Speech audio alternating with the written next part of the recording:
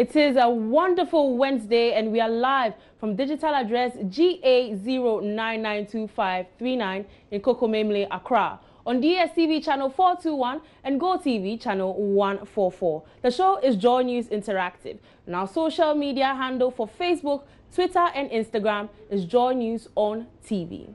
And as is the norm, every Wednesday, Kobe Spike Nkrumah will join us for TikTok. My name is Selina Mampo. So this week, what issue has stood out? Yeah, I know you guys are saying she's going to disturb us with men's gold again. Well, you guessed wrong. It's sexual abuse. Following the accusation against Ghana Bar Association President Anthony Forson by Canada-based lawyer Kukwa Andam, many others have come out to tell their own stories of alleged sexual assault. In all this, victims suffer psychologically. So how about some education on how to survive this? We have psychologist Seth Asafo, who's joining us via Skype to educate us. Hello, Seth. How are you? How are you? I'm fine, thank you. Okay, Seth, can you tell us how someone can survive or revive themselves after being raped? We want to know this. How can someone revive themselves after being raped? Okay, so or allegedly being for starters, it's an effort that you can't do alone, and so it's collaborative. The family will weigh in, professionals will weigh in, and in our part of the world, I'd say pastors and religious leaders are also very important. The experience of a traumatic event with regards to sexual abuse, the effect or how significant it is on a person depends on the age at which the event occurred. It depends on various other circumstances that the person was going through at the time. Now, in most cases, we consider these things to lead to what we call a post-traumatic stress disorder, because it's a traumatic event in its essence. Our statistics show that most of the time, people who have to go through some form of sexual abuse, it's done by somebody who's really close to them as compared to a stranger. And that inline affects them even more psychologically because there's a break of trust. Okay. A complex psychological process takes place usually when somebody has gone through some event like that. Yeah.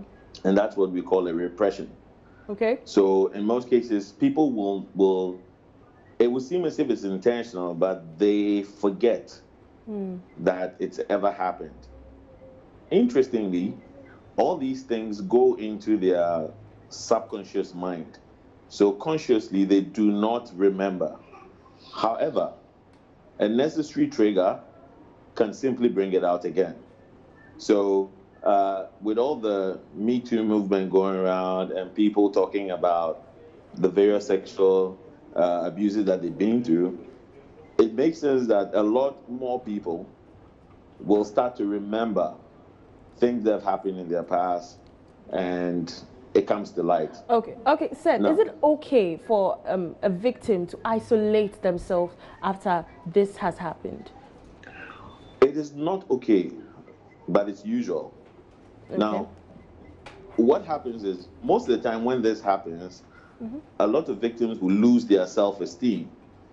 And so they feel like they are not part of the group. And so they will then draw back. Now, sometimes, because they don't know how people will react to what they've been through. And I've had instances where people have been abused sexually, which are minors in essence, and their families have just said, let's cover it up. Okay. We'll get more disgrace if it comes out. So you can imagine somebody like this suddenly feels like the whole world doesn't care. So what do? They withdraw. So it's a usual reaction, but it's not the best. Yeah. I've heard situations or stories of people losing their minds after rape. How true is that? Oh yes, it is very true.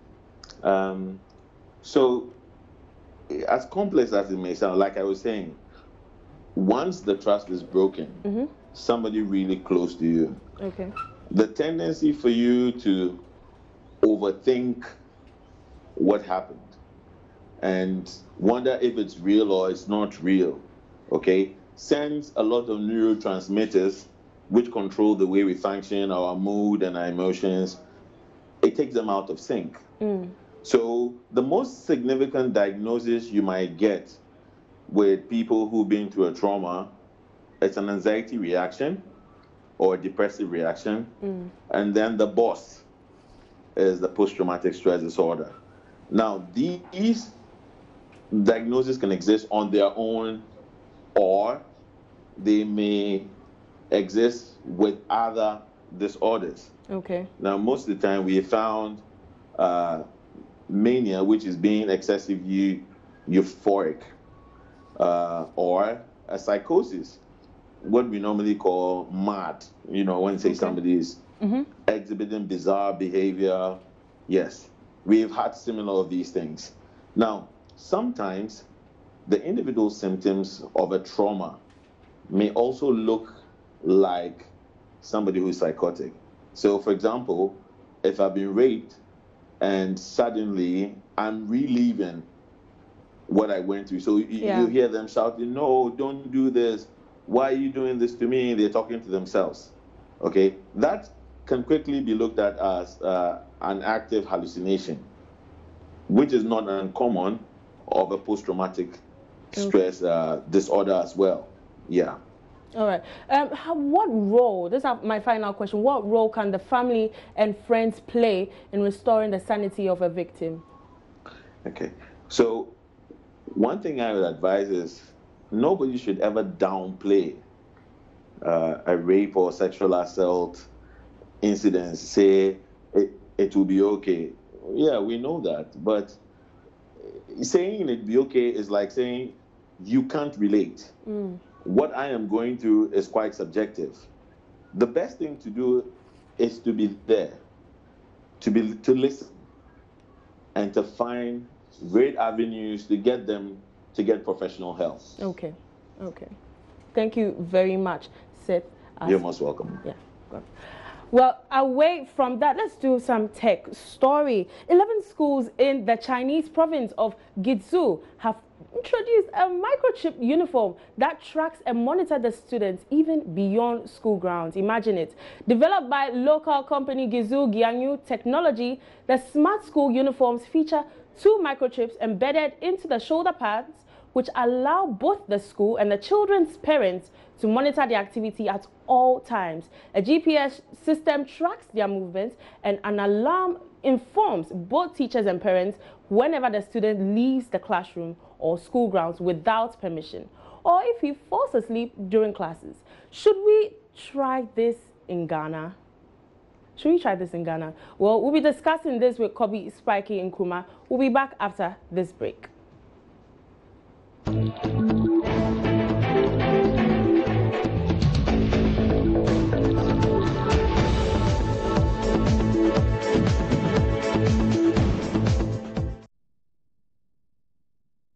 Welcome back from that short break. The show is still JoyNews Interactive with me, Selina Ampo. Well, we were asking, should we try microchips in school uniforms on students in Ghana? Well, we put that question on Facebook, and here is what people had to say.